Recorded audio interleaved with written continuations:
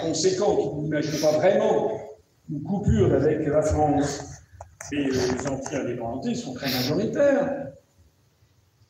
Mais à force de donner de l'autonomie, un jour peut revenir, on nous dira de tout ça, on est de toute façon des États fédérés, et la Corse deviendra, comme le voulait M. Pierre-Jean-Guy Talamone, une Corse indépendante. Pensez quand elle sera indépendante au passage. Elle ne sera pas du tout indépendante, elle sera sous la domination encore pire que nous, aujourd'hui, de notre sang. Ça ne concerne pas que la France, cette volonté de détruire les nations, dont on a parlé tout à l'heure. Ça concerne aussi la Belgique, avec la France. Oui, ça va, si vous voulez.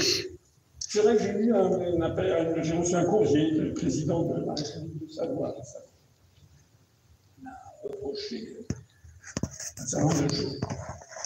Mais je pense à l'Espagne. À l'Espagne, vous avez une province qui s'appelle la Catalogne, qui a déjà fait des référendums et qui veut être, c'est ce que disait M. Puigdemont, le leader indépendantiste catalan, il veut être indépendant, une Catalogne indépendante dans le cadre de l'Union européenne. C'est le mantra, hein, c'est le mantra tibétain. C'est-à-dire, en fait, c'est pas du tout un pays indépendant, c'est d'avoir simplement la dislocation des grands États-nations qui pourraient s'opposer à la submersion du pouvoir pris par le deep state américain, c'est même plus les États-Unis d'Amérique, c'est-à-dire en fait les grandes puissances financières dont je vais parler dans un instant. Et donc, il faut savoir quand même que si vous allez sur Wikipédia en américain, à taper Wikipédia anglais, vous tapez Catalunya North.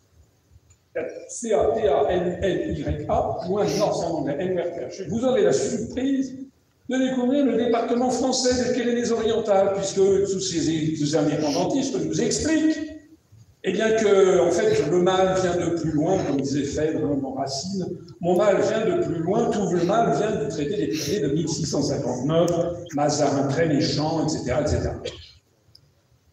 Ça veut dire que le projet des Catalans, c'est de démanteler la France, de contribuer à ce démantèlement en reprenant le département des Pyrénées-Orientales. Et je suis au regret de vous annoncer, parce que là aussi personne n'en parle beaucoup, que le conseil départemental des Pyrénées-Orientales, aujourd'hui, depuis quelques semaines, dirigé par EELV, enfin qui ne s'appelle plus Europe Écologie des Verts, il s'appelle maintenant, je ne sais plus quoi, les Verts, je ne sais pas quoi. Ils sont aperçus que le mot Europe n'était pas très vendeur. Mais moi, j'aurais aimé que Marie Toussaint s'explique. Hein, évidemment, si j'avais été avec elle en débat, je lui aurais demandé des précisions. Le conseil départemental des Pyrénées-Orientales, dirigé par l'EELV, a décidé d'organiser un référendum au mois de septembre en demandant aux habitants est-ce qu'ils sont d'accord pour changer le nom du département et l'appeler département pays catalan. Il ne faut pas avoir une idée derrière la tête, à votre avis, pour faire ça. Il s'agit en fait d'une opération mûrement réfléchie de subversion et de démolition, pas à pas, de la République française.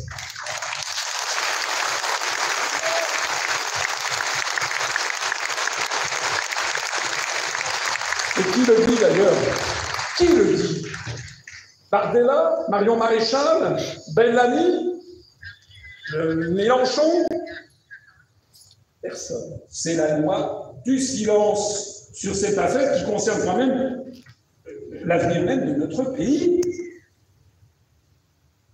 Il y a d'ailleurs quelque chose qui frappe.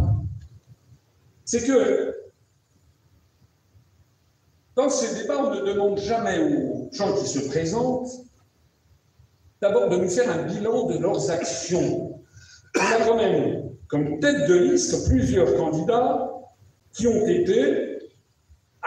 sont candidats députés européens sortants ou qui l'ont été dans une mandature antérieure, qui ont été eurodéputés.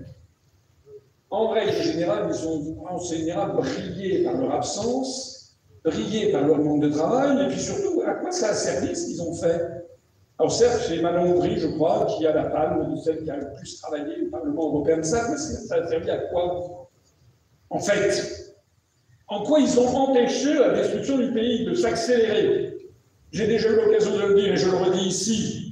Monsieur Jean-Marie Le Pen, en 1984, la première fois que le Front National a eu des députés européens, avait fait une affiche, une liste qui s'appelait Europe et Patrie, qui prouve au passage que